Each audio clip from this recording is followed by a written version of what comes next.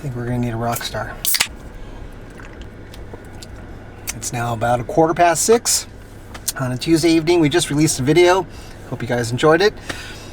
And I think today officially makes 108 days since we placed an order for a launch edition JT Gladiator. And I'd love to say that's what we're gonna do right now is pick it up, but that's not the case. The whole launch edition thing was nothing short of a cruel joke to lead people to think that you are in fact going to get one of the first Gladiators. Nothing could be further from the truth. Ours is still weeks away. But fortunately, the dealership that we're working with, which is Peterson's up in Idaho, have been good enough to work with us and get us another Rubicon that meets our needs. So after a lot of going back and forth, it was a little bit difficult. That's what we're going to do right now. We're going to head up to Idaho and hopefully pick it up by tomorrow.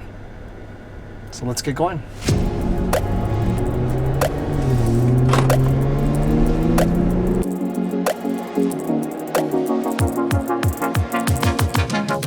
It's really exciting no matter how you look at it. We've been waiting forever for this thing. But, you know, we're getting ourselves the truck that we've always wanted. The one that we've said, if Jeep ever made it, we would buy it. Well, here we are. We're going to buy it. So,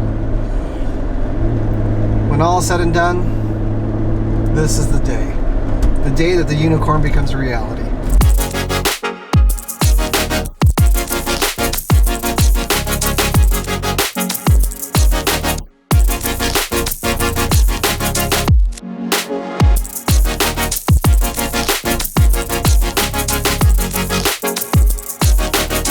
You can't do that in the Jeep.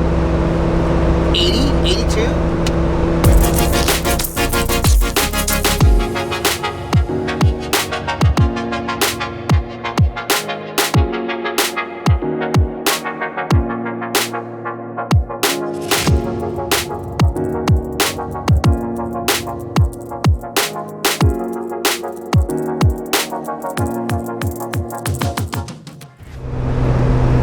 So the original thought was that we would make the 6.5, 7 hour drive to Idaho all in one shot last night, but coming around 9:30 last night, we thought we should check in early. So we stopped in Winnemucca.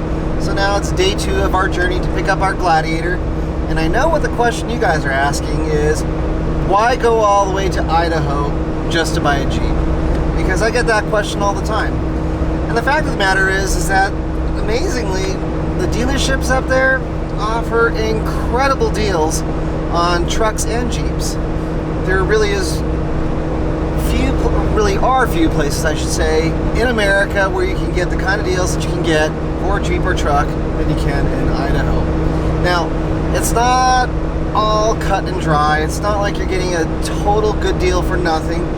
It is worth noting that you do have to finance through them for at least 6 months. So that's how they're making up their money. They're making it up in the interest that you would be paying otherwise. So the idea is that you buy it through them, you finance it for 6 months, they collect a little bit on interest, but then you can refinance it with much better terms with a bank or credit union in your hometown and save your money that way. So it still works out in the end, and it still is a deal, and that is the reason why we're making this drive.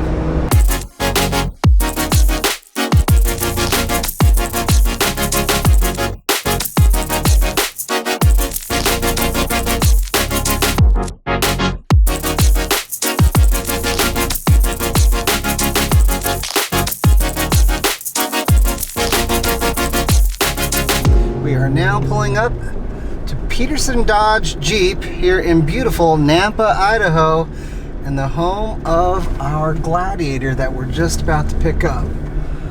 Man, I can't believe this day has finally come. Looks like it. It says guest parking, that must mean me. All right, let's do this. Now I am super excited. Let's go find our guy.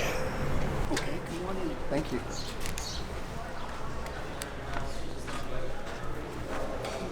How you doing? Pleasure meeting you. You as well. It's my wife. Hi there. How are you? Pleasure meeting you.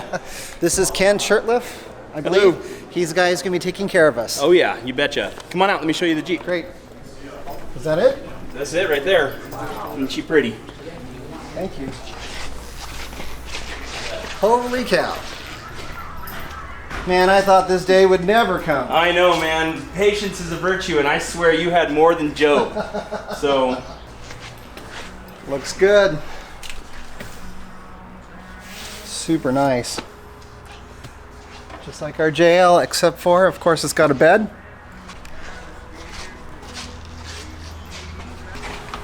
Looks good. Definitely need to get ourselves some bed lining back here.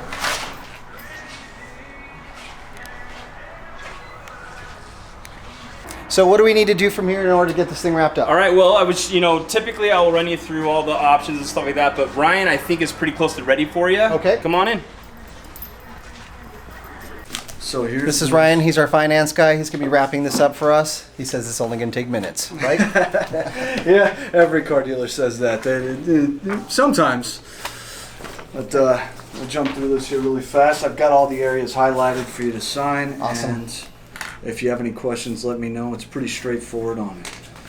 Otherwise, signature right here, Eddie, is agreeing to make those payments, and you are the proud owner of a brand new Gladiator. I think I need to cut you a check, though, right? I'd appreciate that. Otherwise, they might be looking to me for that money. Otherwise, I think we're golden, and congratulations. Thank you so much. We really appreciate it. You're Man, that was very welcome. fast. I know. It was, what, just minutes. Minutes. Get the finance for delivered, kid. Look. We got keys. We got keys. All right, let's take this thing out. Woohoo. All right, moment of truth. I can actually drive this thing. You ready?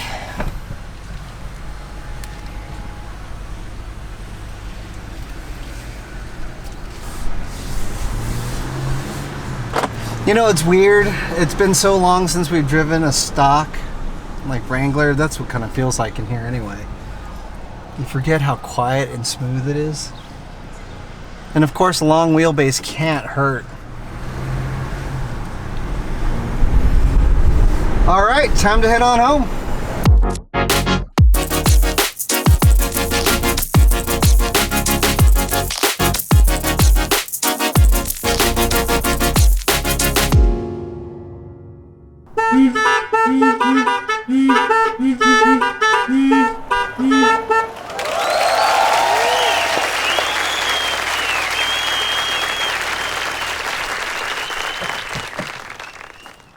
$109.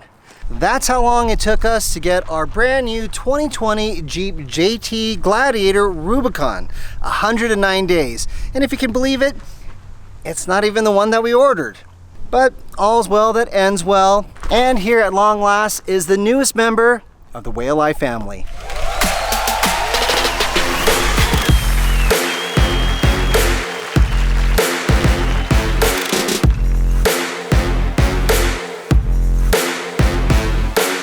While it isn't a launch edition like we had ordered, it is a Rubicon and pretty much came with everything we would have wanted anyway, such as the LED headlights, forward-facing cam, the really big radio, cold weather group, optional auxiliary switches, the way cool removable Bluetooth speaker system, and of course, everything that makes a Rubicon, including high fenders, electronic sway bar disconnect motor, 4-to-1 transfer case, lockers front and rear, rocker guards, and maybe more importantly for a Gladiator, these rocker corners that they have as well. These are made out of steel and attached directly to the frame.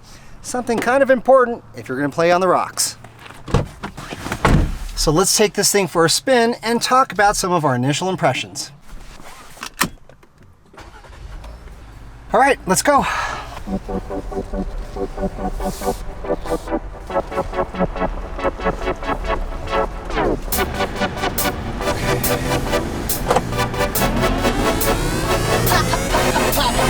Being that we bought this Gladiator up in Idaho, we've actually had a chance to rack up over 400 miles just to get it home. And what I can tell you is that right out of the box, you know, it actually looks and feels just like a JL Wrangler. I mean, even as I sit in here, there's no way that you could tell that it's anything but, other than the fact that if I look at the rear view mirror, You can take a look right now. You see a totally different window, and you can even see the truck bed if you're tall enough. If I stand up high enough, I can see it. It also has some of the other quirky characteristics of any brand new JL Wrangler, or in this case a JT Gladiator, and that it's kind of flighty. It feels a little bit all over the place, and I think a lot of that has to do with the fact that we're running, I think, what, like 42 PSI? Let's see if I can find it on the EVIC. Yeah, 42, 43, 41, 41. So basically our tires are like bowling balls right now. We're just riding on the crowns of them, and in fact that kind of affects the ride. So it kind of feels a little bit on the firm side, and I can't even tell you 100% anyway if that's because of the tire pressure or the new coils that this Gladiator has, or maybe it's even the Fox monotube shocks. I mean, they definitely would ride on the firmer side of things, but in some ways I actually thought that the JL Wrangler rode a little bit smoother right out of the box.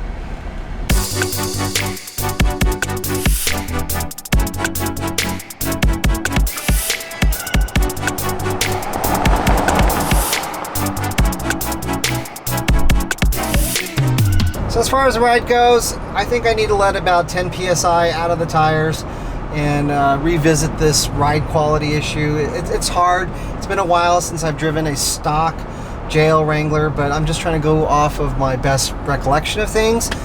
Otherwise, handling is great. Feels just like our JL did.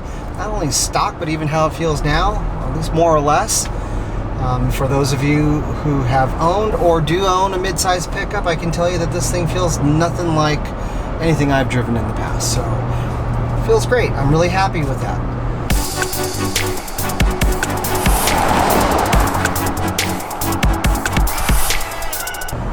There's one area that I'm not 100% sure of, and that's the power.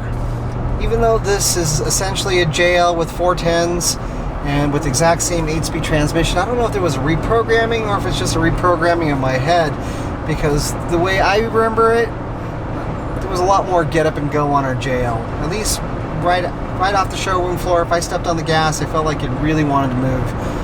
This thing, maybe it's because of the weight of the vehicle, I just couldn't tell you for sure. I just don't feel like it has that same kind of power. Even our JL right now running 37-inch tires and 513 gears, I feel like it's got way more get up and go, or at least measurably so. But that's not to say it's bad, it's just that I'm comparing it to things that I have now.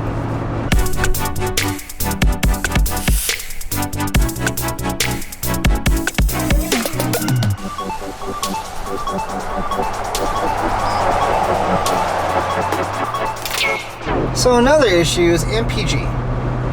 While it's not bad, I felt like our JL, again, with just bone stock, running stock tires, we were averaging maybe 16 to 18 miles per gallon.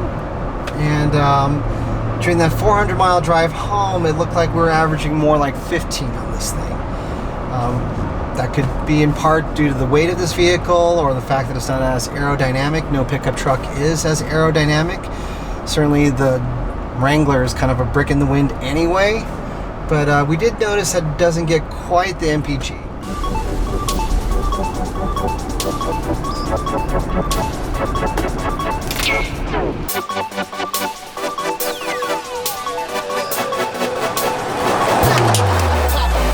So one of the neat features on this Gladiator that I wasn't sure if I'd like or not is this adaptive cruise control. This setup here, this is a standard cruise control off to the right, but what's cool about this is when you set it, it'll follow whatever vehicle you're in front of like extremely well. And since we were caravanning back, our JL was always in front of us, whether it was me driving or Cindy driving.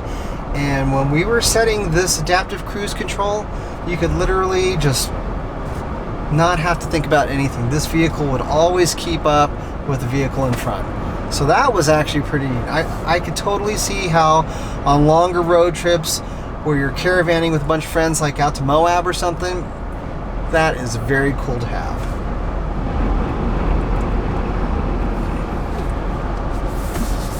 So I have to admit, this is the very first time we've owned a vehicle with leather trim, and it's nice. It looks great. These the pop stitching that you see up here, it's real pretty. Everything smells great. It actually feels nice to the touch as well. But if there's one thing that I'm unfamiliar with, is the fact that my bum feels a little bit warmer than I'm used to. Certainly with cloth seats, I don't feel like I'm getting as hot where I'm sitting, but with the leather seats, it definitely feels like there's a lot of heat that's retained.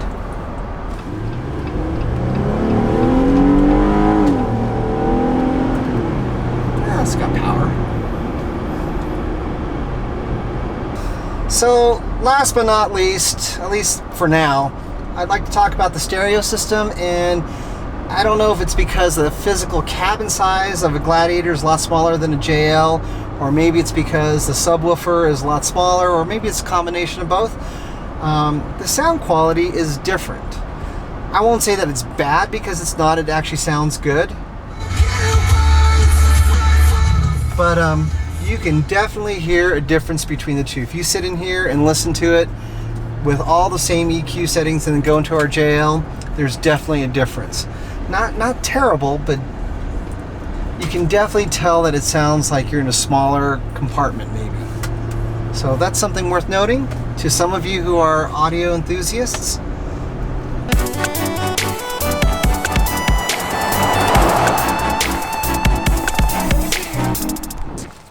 So there you have it. A quick first look at our brand new 2020 Jeep JT Gladiator Rubicon, and a few of our first impressions of what we think about it.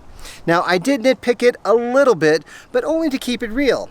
Fact of the matter is, man, we love this thing. I mean, what's not to love about it? It is, in fact, a JL Wrangler with a pickup bed on it. Truly the unicorn that we've been wanting forever. Now, if there are questions or things that we didn't cover that you want to know about, by all means, please leave your questions in the comment section below, and we'll try to get to them in a future episode. And because I know it's coming, no, we don't have an official name for this Gladiator, and mainly because up until now, it was just a mythical creature. So, if you've got an idea of what we should be calling it, we're all ears. Again, the comment section's below. Thanks for watching.